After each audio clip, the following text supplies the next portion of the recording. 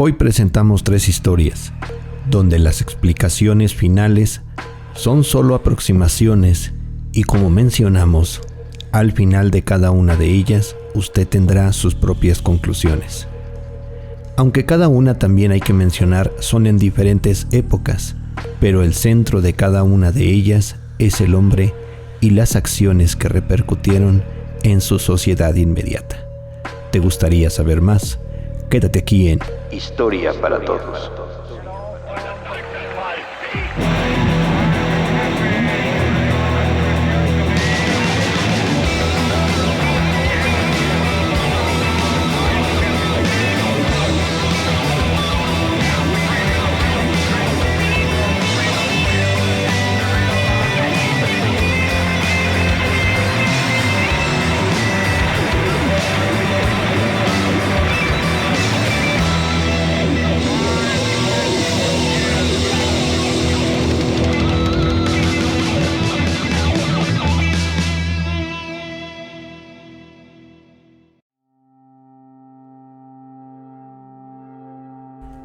Los emperadores romanos hicieron algunas cosas no muy agradables en la sociedad, y Nerón no fue la excepción.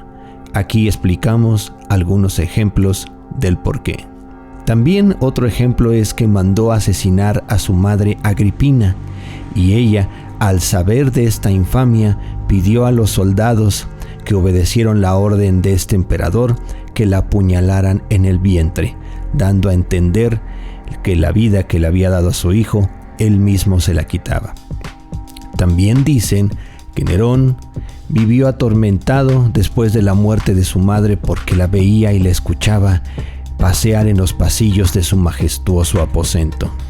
Otro ejemplo es que mandó asesinar a sus 2 esposas, Octavia y Popea. Y para finalizar este acto de este emperador, hizo una fuerte persecución contra los llamados cristianos, echándole mucho de culpa por el incendio que se dio en Roma, donde se dice que él mandó incendiar la ciudad porque quería hacer ciertas construcciones para su beneficio, y no tan fácilmente los apoderados ricos de Roma iban a dejar estas tierras.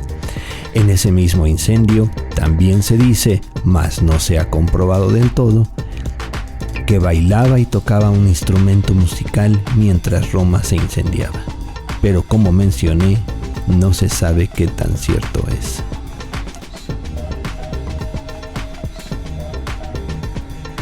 La ciudad de Palenque tiene su origen del 400 al 800 después de Cristo. Era una antigua ciudad maya que se encuentra en medio de la selva de Chiapas, México. Su primer gobernante fue Cuc I, quien dio origen a la dinastía. Aproximadamente en el 430 después de Cristo, muchos dicen que en su época de oro tenía decenas de miles de habitantes organizados en una pirámide social, donde en la cima estaba el gobernante y su círculo más cercano como familiares. Después estaban los nobles, compuesto de sacerdotes, guerreros, escribas. Más abajo de esta pirámide social estaban los artesanos, músicos y personas que trabajaban la cerámica, y en la base de esta pirámide los que trabajaban la tierra y los esclavos que con su trabajo mantenían al resto de la población. Las batallas estuvieron en la vida de Palenque. En muchas ocasiones se tuvo que hacer alianzas por medio de matrimonios entre los hijos de los gobernantes. Pacal, 603 al 683 después de Cristo, es el más famoso de los gobernantes de Palenque. Su nombre significa escudo. Él fue hijo de Cam, Baluk, Mo y Sac-Cuc. Él era miembro de la más alta nobleza. Se le consideraba un ser divino. Él ascendió a la edad de 12 años al gobierno de la ciudad, aunque su madre, cabe decir, estuvo en las riendas del poder mientras vivía. Pacal fue un arquitecto y durante su gobierno se construyó el Templo del Conde y el Templo Olvidado, y se amplió el palacio donde vivía con familiares y sirvientes. Su mayor trabajo fue la tumba y también el Templo de las Inscripciones. Tenía un sarcófago de piedra dentro de una cripta Alá que descendía desde lo alto del templo. Pakal tuvo una vida larga, casi 80 años, y tuvo 2 hijos, los cuales fueron gobernantes de aquella ciudad. Pero lo que no se puede explicar es por qué perdió su poder después del año 800 después de Cristo. Y aunque la ciudad tenía población, ya no hicieron nuevos monumentos o edificios. Y lo más inexplicable es que poco después fue abandonada.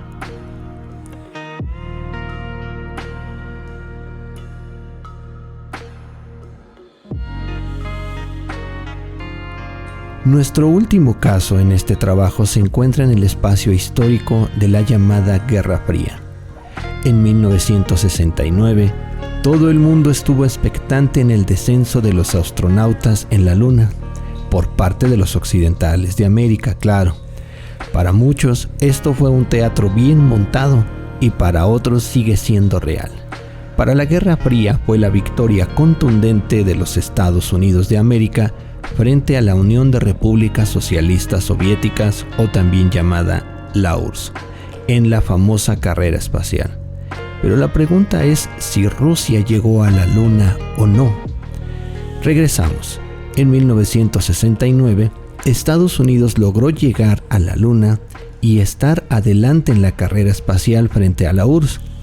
Pero en ese mismo año, la Unión Soviética también mandaría una nave no tripulada y fue la famosa Luna 15. Su misión era recoger rocas, pero desafortunadamente se estrelló contra la superficie del satélite horas antes de que el Apolo 11 regresara a la Tierra el 21 de julio. Esto lo comprobó el Centro de Astrofísica de la Universidad de Manchester, donde se rescataron los archivos de una grabación inédita de ese momento. La frase sería la siguiente. Claro, estamos hablando sobre la nave rusa. Está alunizando, decían, y poco después se oye, desciende demasiado deprisa, y hasta ahí llegó la grabación. La Unión Soviética llegó a la Luna. Otros dirán, se estrelló en la Luna, pero muchos toman este suceso como que sí llegó, pero no fue exitoso, pero llegó, y es ahí el debate. La conclusión será de usted al final. Si los videos te gustaron, dale pulgar arriba y compártelo con tus amigos. En la campanita dale clic para que te enteres cuando subamos un nuevo trabajo. Esto fue Historia para Todos.